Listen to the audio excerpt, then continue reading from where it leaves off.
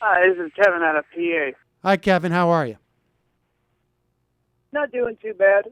I did want to talk a little bit with you about how I think the Republican Party is going to be going in the next 20 to 30 years. Yeah. It's this whole libertarian thing you were talking about, is that as like the gay marriage and to some extent immigration thing starts to be resolved either because of the number of people who are voting or because, it's just the way that society is moving anyway, I feel like the economic libertarian crap is harder to understand, and a lot of people in my generation, I'm like 26, a lot of people are like super pro, like, yeah, freedom and all that stuff. And like they've been told since they were kids that you're not going to get Social Security, you need to prepare, even though, you can't properly prepare when you don't have a job generally. That I feel like that's where a lot of the Republican Party is going to get its base, is going to be, well, like the Chris Christies, like the dude bros. Yeah. Or I think you're right about this. That's why I spend a lot of time talking about libertarianism, because essentially it is, there are aspects of it that are attractive that, frankly, things that I agree with, that I think most liberals agree with. But the reality is that more often than not, it is just about this notion of like, yeah, why can't I have my donuts?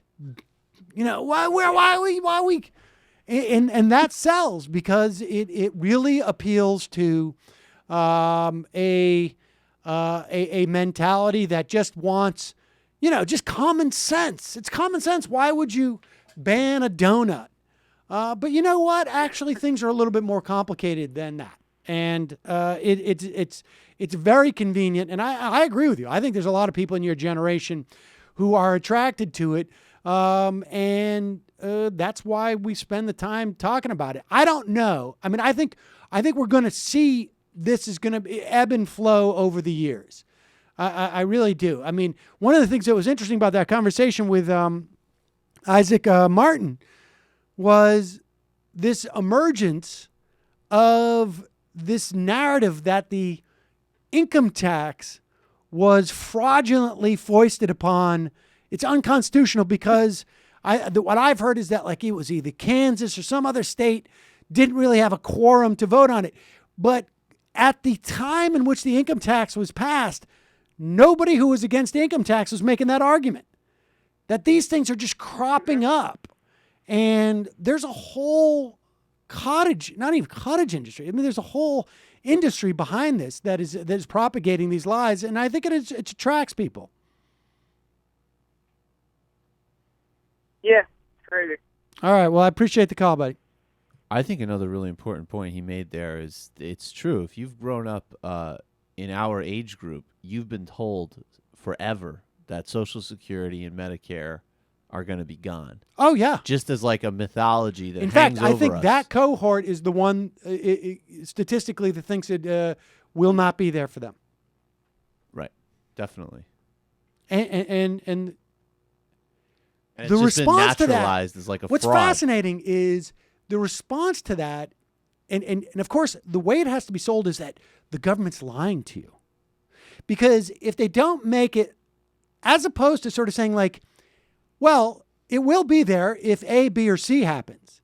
Like there's a process in which all it would take is for Congress to say, we insist on it being there.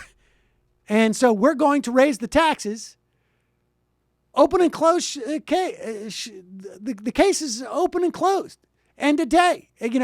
But they have to say that the government is lying. They're pretending it's going to be there so that these people who don't think it's going to be there do not trust the government has the ability or the will to make it be. So they are at once, it leads them to support people who are the electeds who would make sure that it's not there for them. Exactly. And then it's compounded by the fact that you get a paycheck and it's like, oh, this keeps going out. That's right. So it's literally getting cut out of my earnings right this second. And we all know it's not going to be there.